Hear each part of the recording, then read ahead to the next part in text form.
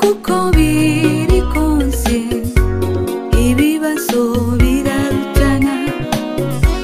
Hari aho wibaza ko ibyawe biremereye gusumba iby'abandi, waraba mugeza ukibaza ko abayeho ugusumbya. Iyo umwegereye ukamubaza uko abayeho, ukumva ibibazo byiwe bisumba ibyawe, ibyo bikaguha kwihangana kuko kuba uriho. Hari benshi bifuza kubaho nk'uko wewe ubayeho. Nshuti mukundwa, iga kubana n'ibibazo byawe, isi ni kwimera, shima uko ubayeho kuko hari benshi baririra uko ubayeho.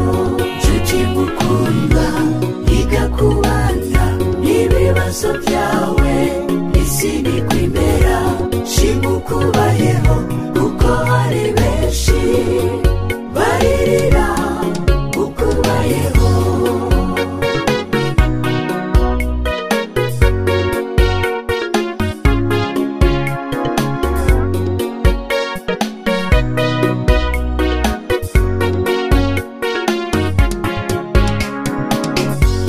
Ibibazo ni byinshi, nta muntu n'umwe adafise ibibazo, ahubwo nuko bamwe bamena ibanga ry'ibibazo byabo. Ibibazo byose mugize ugasanga biri ku karubanda, burya hari n'abandi bagira ibibazo ariko bakibikira ibanga. Nshuti mukundwa, iga kubana n'ibibazo byawe, isi ni kwimera, shima uko ubayeho kuko hari benshi baririra uko ubayeho. Nshuti mukundwa, iga kubana n'ibibazo byawe, isi ni kwimera, shima uko ubayeho kuko hari benshi baririra uko ubayeho.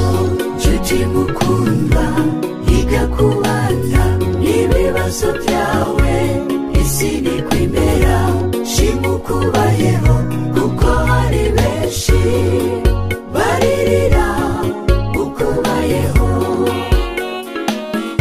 Mugenzi wanje, kuri iyi si niko bimeze. Niyo wahura n'ibibazo ndetse wirukiye kubibwira umuntu, ahubwo uzi ugenda upfukama usenga Imana uyereka ibibazo byawe izo gutabara. Nayo abantu barahinduka, urashobora kubona ari umugenzi uno munsi, ejo ugasanga si umugenzi wawe. Umugenzi mwashobora kwirigwana akagutwengera mukanezererwa, akagusohokana ukabona ko mwishimanye, mugabo mu mwanya uri imbere ukumva ngo yaguhindutse. Ibyawe byose akabishyira kuri stati, ku mbuga ngurukanabumenyi n'ahandi, kugira ngo kumbure akumara amazi. Mugenzi, izera Imana, ntuze wizere umwana w'umuntu kuko umwana w'umuntu ahinduka mu kanya gato.